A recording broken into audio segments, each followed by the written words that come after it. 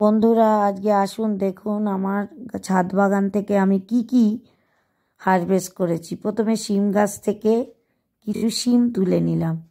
আমার দুখানা শিম গাছ ছোট ছোট হয়েছে তার থেকে। তারপর নিলাম বেগুন।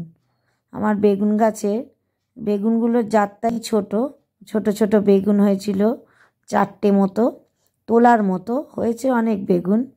সেখান থেকে আমি 4টে বেগুন তুলে নিলাম।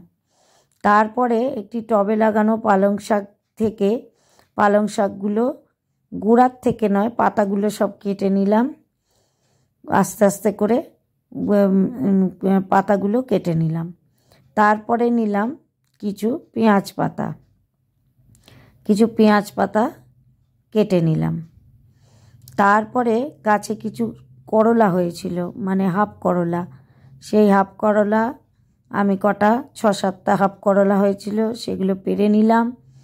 তারপরে নিলাম লাল শাক। তারপরে লাল শাকগুলোকে আস্তে আস্তে ছুরি দিয়ে কেটে নিলাম। তারপর নিলাম পুঁই মিটুলি। একটি টবে আমি একটা পুঁই গাছ লাগিয়েছিলাম, তার থেকে অনেক মিটুলি হয়েছে, তার থেকে প্রয়োজন মতো আমি মিটুলি কেটে নিলাম।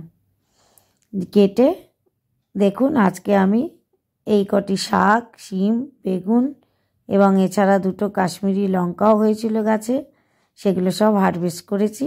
বন্ধুরা